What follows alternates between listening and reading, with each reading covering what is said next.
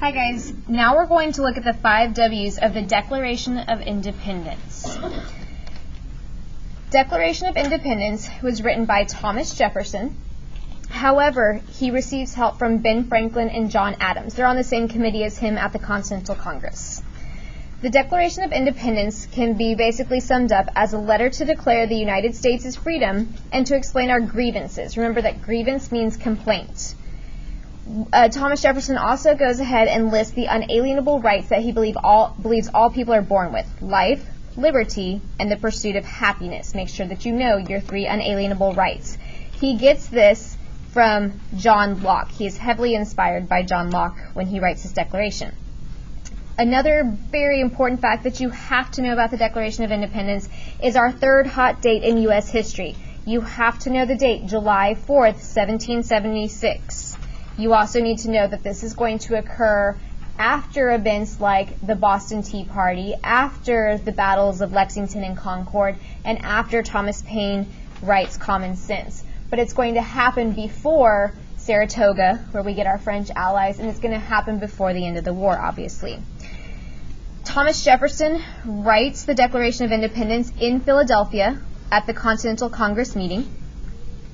And why does he write it? Well, the Congress has decided that they've had enough and they're officially ready to declare their independence from Great Britain. But Thomas Jefferson says, we're not just going to break up with you, we're going to explain our reasons why.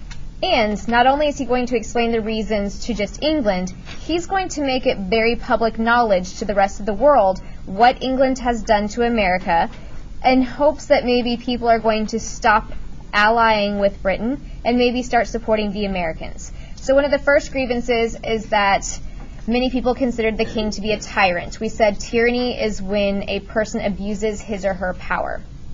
One specific law that is mentioned is the Quartering Act. Americans did not appreciate keeping British soldiers in their homes.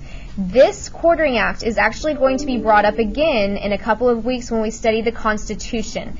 And in the Constitution, the writers are going to make sure that they take care of any grievances listed here in the Declaration of Independence in hopes that our new government, the Constitution, will keep these problems from happening.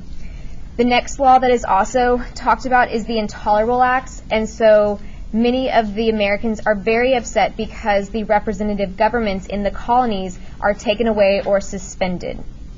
Next up, we have the Taxation without representation, laws like Sugar Act, Stamp Act. Colonists do not feel that they should have to pay taxes unless they have a voice in the parliament. Finally, we discussed mercantilism, and mercantilism is the system where the mother country gets rich. Basically, the colonists are being taken advantage of, and their resources are being sold at very low prices to Britain and then being sold back to them as manufactured goods for very high prices. The last point that I want to discuss with the Declaration of Independence is that Thomas Jefferson says that America wants a representative government that protects the rights of the people, and officially ends it with saying we have no ties to England and that America is finally free. Now, we celebrate July 4th, 1776 as our Day of Independence. However, we know that we do not officially gain our independence until the Treaty of Paris in 1783. See you in the next video.